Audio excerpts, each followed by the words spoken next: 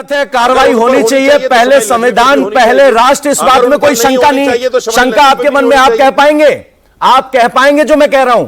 मैं कह रहा हूं कि देश पहले, मनुस्मृति, गीता बाद में, राष्ट्र पहले। क्या आप कह पाएंगे?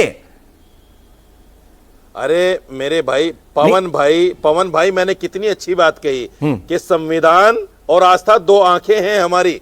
हम दोनों में से एक को भी नहीं फोड़ सकते। दोनों हमारे लिए उतनी जरूरी है, दाईं भी जरूरी है, बाईं भी जरूरी है। आप क्या कहेंगे इससे ज्यादा? इससे ज्यादा क्या कहलवाना चाहते हैं आप मुझसे? मेरे लिए दोनों बराबर हैं और दोनों जरूरी हैं।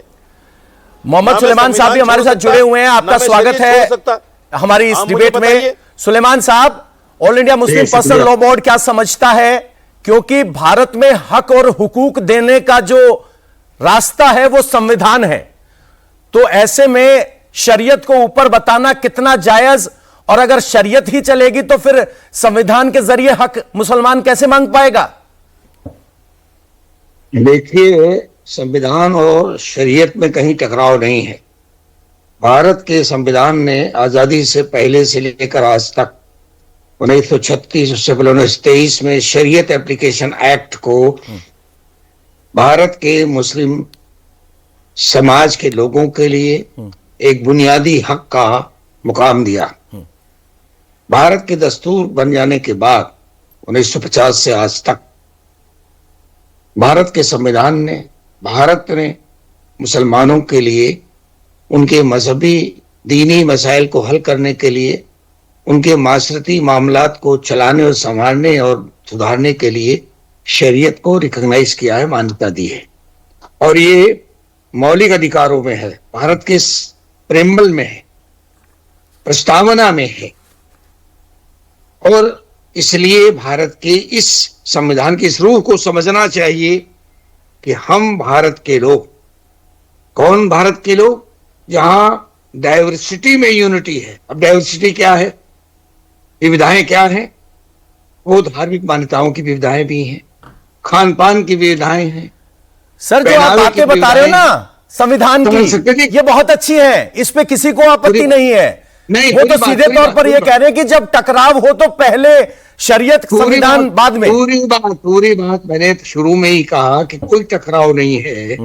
ये टकराव तो पैदा करने की कोशिश कर रहे हैं कुछ लोग, जो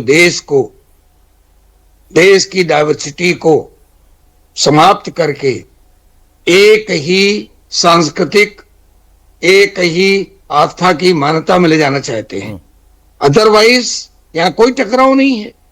हमारे ईसाई के धर्म के लोग क्रिसमस पर्व मनाएं, लेकिन लोग, अंधभक्त लोग जाकर उनके चर्च के सामने हनुमान चालीसा पढ़ने लगे। बिल्कुल फैज खान साहब, अकोमोडेटिव नहीं है ये। यहाँ पे जब चर्चा हो रही है तो बहुत गुडी गुडी नजर आ रहा है कि सब गुलाब खिले हैं बागों में, कोई टकराव नहीं है। एक फूल शरीयत का है, एक फूल संविधान का है।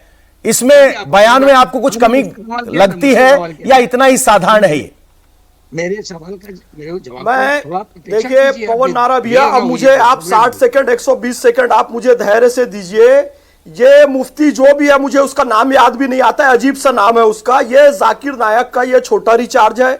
जाकिर नायक इस्लाम धर्म के प्रचार के नाम पे यहाँ काम करता रहा, आखिर में आतंकवादी गतिविधियों को उसने प्रश्रय दिया, उसका स्लीपर सेल बना, अभी डिपोर्ट कर दिया गया है, वो मलेशिया में रह रहा है। ये भी कहीं मलेशिया से पीएचडी कर रहा है और इसका स्टेटमेंट बिल्कुल संविधान के खिलाफ है, भारत के लोकतंत्र के खिलाफ है और आतंकी गतिविधियों को सपोर्ट करने वाला है। संविधान नहीं मानेगा कह रहा है, सुप्रीम कोर्ट नहीं मानेगा कह रहा है, डेमोक्रेसी नहीं मानेगा कह रहा है, धर्मनिरपेक्षता नहीं मानेगा कह रहा है। ये कह रहा है मैं शरीयत मानूंगा, यानी कि वही भावना।